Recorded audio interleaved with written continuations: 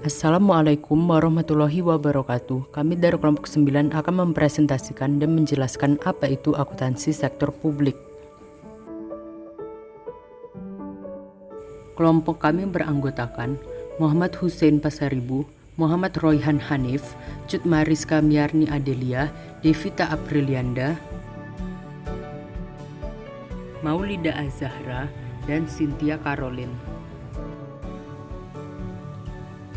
Apa itu akuntansi sektor publik? Akuntansi sektor publik merupakan suatu sistem akuntansi yang digunakan oleh lembaga publik. Setiap lembaga publik tentunya mendapatkan tuntutan dari masyarakat agar pengelolaan keuangan dilakukan secara transparan.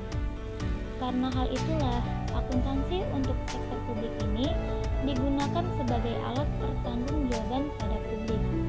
Dalam melaksanakan pekerjaan, organisasi dan lembaga publik selalu dituntut agar pengelolaan biaya sosial dan ekonomi bisa lebih efisien. Apabila tuntutan pertanggungjawaban publik oleh berbagai lembaga publik menguat, akuntansi sektor publik akan diakui sebagai ilmu untuk mengelola keuangan publik. Bisa dibilang, akuntansi untuk sektor publik ini digunakan untuk transparansi kepada publik agar memenuhi hak-hak publik.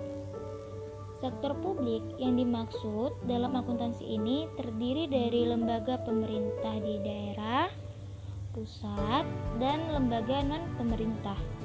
Bahkan rumah sakit dan lembaga pendidikan juga membutuhkan akuntansi jenis ini. Adapun juga orang yang mengatakan kalau akuntansi sektor publik diartikan sebagai mekanisme akuntansi swasta yang diberlakukan dalam praktik-praktik organisasi publik.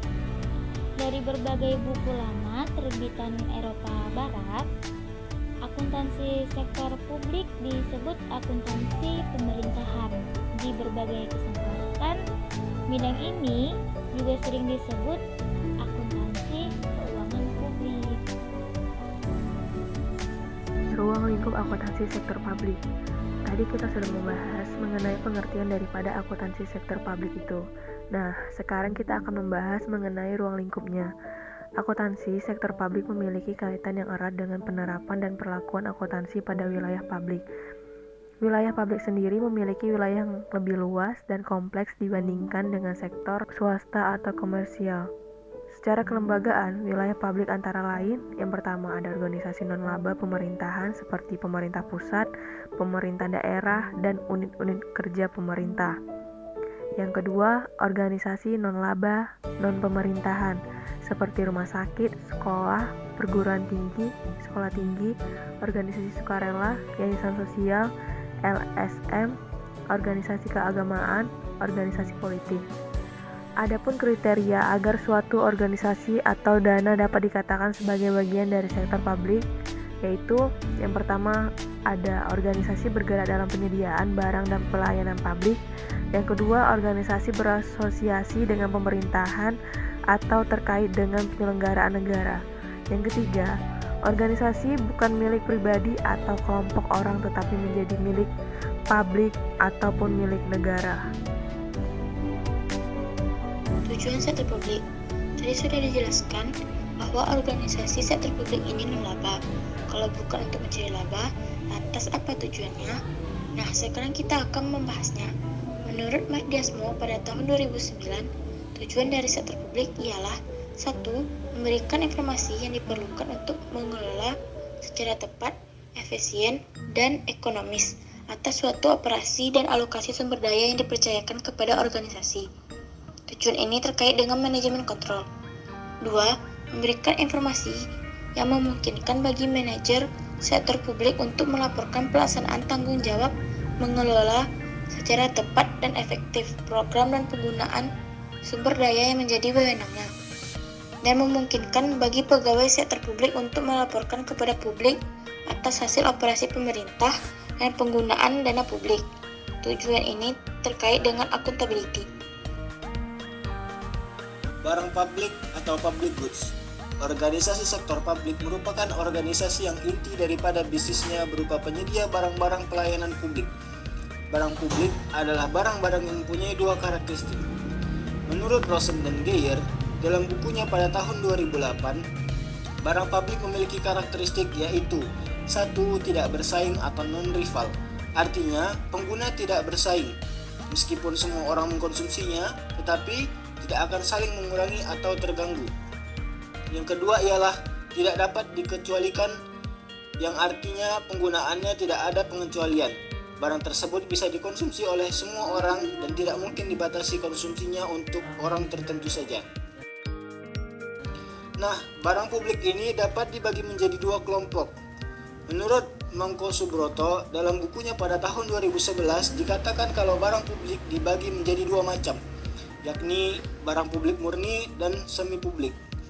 Adapun karakteristiknya yaitu barang publik murni merupakan biaya pengecualian besar dihasilkan dan disalurkan oleh pemerintah, dapat dijual melalui pasar atau langsung oleh pemerintah. Contohnya pertahanan, kepolisian, peradilan, dan lingkungan hidup. Yang kedua adalah barang semi publik, yaitu barang yang manfaatnya dirasakan bersama dan dikonsumsi tetapi dapat terjadi kepadatan dapat dijual melalui pasar atau langsung oleh pemerintah. Misalnya taman nasional, taman kota, hutan lindung, jalan tol, dan lingkungan kebersihan. Penyediaan pelayanan publik. Dalam menyediakan barang untuk keperluan publik, tentulah perlu yang namanya pelayanan yang disediakan. Nah, sekarang kita akan membahas apa-apa saja yang menjadi pelayanan publik. Pelayanan publik itu dibagi atas dua jenis, yakni yang pertama, pelayanan kebutuhan dasar, meliputi pendidikan dasar, kesehatan, dan kebutuhan pokok berupa sandang, pangan, dan papan. Yang kedua, pelayanan umum. Pelayanan umum ini dibagi lagi menjadi tiga jenis, yaitu yang pertama, pelayanan administrasi seperti pengurusan KTP, paspor, sertifikat tanah, dan sebagainya. Yang kedua, pelayanan barang seperti air bersih, sembako, air irigasi, BBM, dan sebagainya. Yang ketiga, pelayanan jasa seperti pendidikan, pemeliharaan kesehatan, dan sebagainya. Penyelenggara sektor publik. Kali ini kita akan membahas siapa saja yang menjadi pihak-pihak yang berperan sebagai organisasi dalam sektor publik. Adapun golongan-golongan organisasinya antara lain dari golongan pemerintah, yakni pemerintah pusat dan daerah, kementerian atau lembaga negara, satuan kerja atau satuan organisasi kementerian, departemen, dan sebagainya. Lalu ada badan usaha milik negara atau BUMN, badan hukum milik negara BHMN, badan usaha milik daerah BUMD, dan yayasan milik pemerintah. Nah, tadi kita sudah membahas siapa-siapa saja penyelenggara sektor publik. Sekarang kita akan membahas apa peran akuntansi dalam sektor publik. Adapun perannya antara lain, yang pertama, pengelolaan keuangan negara. Yang kedua, pelaporan keuangan. Yang ketiga, pemeriksaan audit serta perwujudan tata kelola pemerintahan yang baik. Sementara itu, peran akuntansi manajemen sektor publik dalam pengelolaan keuangan negara itu meliputi perencanaan strategik sektor publik, pemberian informasi biaya sektor publik, penilaian investasi publik, penganggaran sektor publik, pengendalian pusat pertanggungjawaban, penentuan harga atau tarif pelayanan, dan pengukuran kinerja. Sekianlah presentasi dan penjelasan dari kelompok kami. Apabila ada kesalahan dan kekurangan, mohon dimaafkan. Assalamualaikum warahmatullahi wabarakatuh.